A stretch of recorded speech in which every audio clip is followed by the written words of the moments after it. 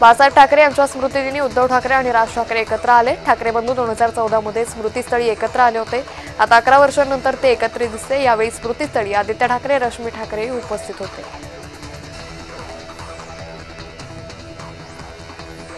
संजय राऊतांनी बाळासाहेबांच्या स्मृतिस्थळी जाऊन अभिवादन केलं। आजारी असल्याने राऊत रुग्णालयात दाखल झाले होते। डिस्चार्ज मिळाल्यानंतर ते पहिल्यांदाच समोर आले।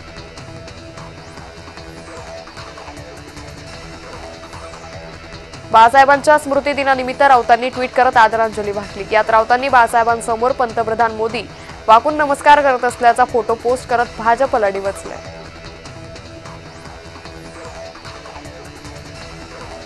महाराष्ट्र भाजपचा दुटप्पीपणा पुन्हा एकदा समोर आलाय। पालघर साधू हत्याकांड प्रकरणी ज्याच्यावर आरोप केले त्याच काशीनाथ चौधरींनी भाजपात प्रवेश केलाय। जोरदार शक्ती प्रदर्शन करत 3000हून अधिक कार्यकर्त्यांसह प्रवेश केला। जुन्यांना डावलून नौख्यांना तिकीट दिल्यानं भाजप पदाधिकारी नाराज झाले। भाजप जिल्हा उपाध्यक्ष परिमल भोसलेंनी पदाचा राजीनामा दिला। ठाकरे गटातून आलेल्यांमुळे निष्ठावंतांना डावलल्याचा आरोप आहे।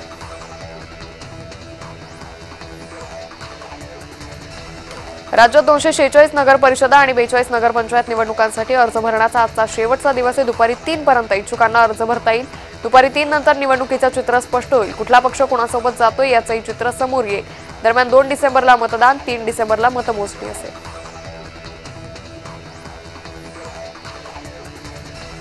पंढरपूर नगरपालिकेच्या निवडणुकीसाठी 78 अर्ज आले। 74 नगरसेवक पदासाठी तर 4 नगराध्यक्ष पदासाठी दाखल झालेत। नगराध्यक्ष पद सर्वसाधारण महिलांसाठी असून काँग्रेसच्या डॉक्टर प्रणिता भालके यांनी तीर्थक्षेत्र विकास आघाडीतून आपला उमेदवारी अर्ज भरलाय।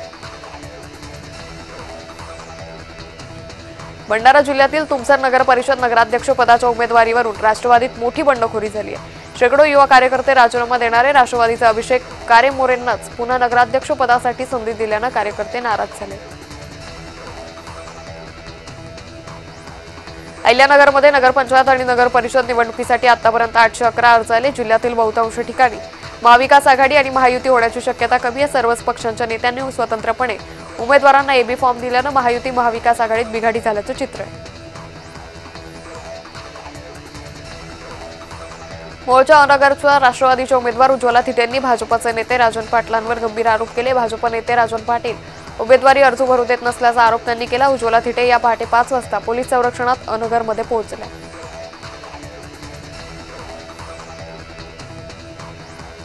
अमरावती जिल्ह्यातील 10 नगरपालिका आणि 2 नगरपंचायतींसाठी निवडणूक होते। यातच भाजपकडून नगराध्यक्ष पदाच्या सर्व 12 उमेदवारांची यादी जाहीर करण्यात आली। त्यामुळे सर्व उमेदवार प्रचाराला लागलेत।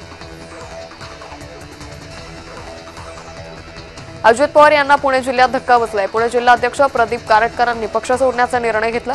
दत्तात्रय भरणे यांच्यावर नाराजी व्यक्त करत ते राजीनामा देणार। मी टीका टिप्पणी करत नाही, मी कामानं उत्तर देतो। मी केवळ निवडणुकीपुरता नाही तर सतत लोकांमध्ये असतो, अशी प्रतिक्रिया कृषी मंत्री दत्तात्रय भरणे यांनी दिली।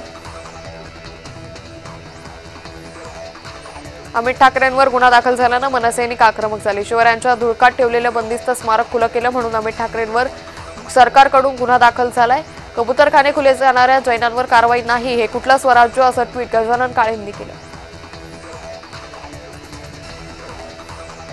स्थानिक स्वराज्य संस्थांच्या निवडणुकीत स्थानिक परिस्थिती आणि स्थानिक नेतृत्वाच्या चर्चेतूनच योग्य निर्णय घ्यावे लागतात, अशी प्रतिक्रिया भाजप नेते सुधीर मुनगंटीवारांनी दिली। मुंबईत आम्ही महायुती म्हणून लढणार, असं मुख्यमंत्र्यांनी जाहीर केल्यानंही मुनगंटीवार म्हणाले।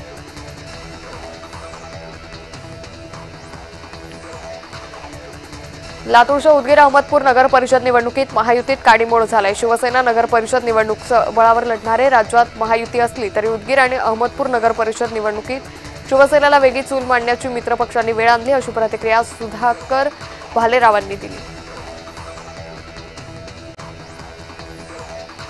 उरण नगर परिषदेच्या नगराध्यक्ष पदासाठी महाविकास आघाडीतर्फे भावना घाणेकर यांनी उमेदवारी अर्ज भरलाय। या निवडणुकीत राज्यात पहिल्यांदाच महाविकास आघाडीसोबत मनसे एकत्र आली आहे। स्थानिक पातळीवर भाजप विरोधात शक्य ती आघाडी करण्याचे आदेश वरिष्ठांनी दिले। पार्थ पवार कथित जमीन गैरव्यवहार प्रकरणाचा आज अहवाल येणार आहे। दस्त नोंदणी पातळीवरील अनियमितता तपासण्यासाठी मोठी समिती गठीत करण्यात आली होती। ही समिती आज अहवाल सादर करेल।